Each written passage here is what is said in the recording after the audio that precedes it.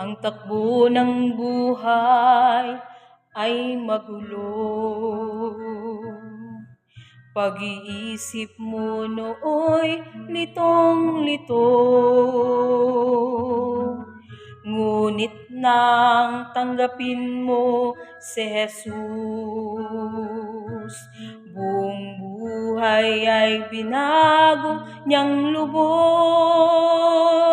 Ngunit bakit ngayon nais mong bumalik sa dating buhay na masama lang ang hatid? Kapatid, huwag mo sanang ipagpalit sa pag-ibig niyang hindi pinagkait. Sa krus, si Kristo'y namatay. Buhay niya sa atin ay nialay. Kahit na di dapat siyang magdusa, tinanggap dahil tayo ay mahal niya.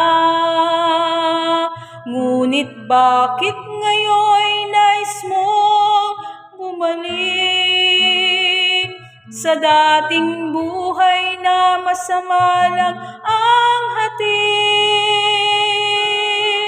Kapatid, huwag mo sanang ipagpalit sa pag-ibig niyang hindi pinagkait.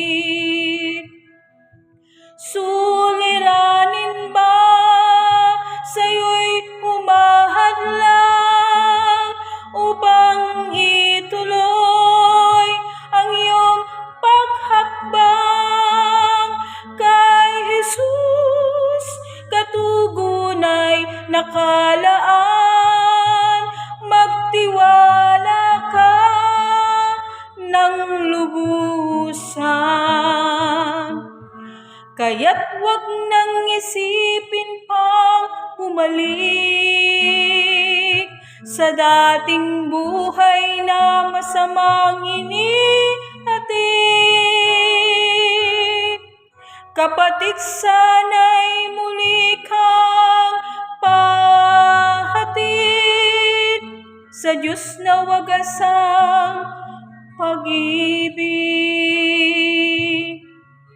Pagkat buhay niya'y hindi pinagkait.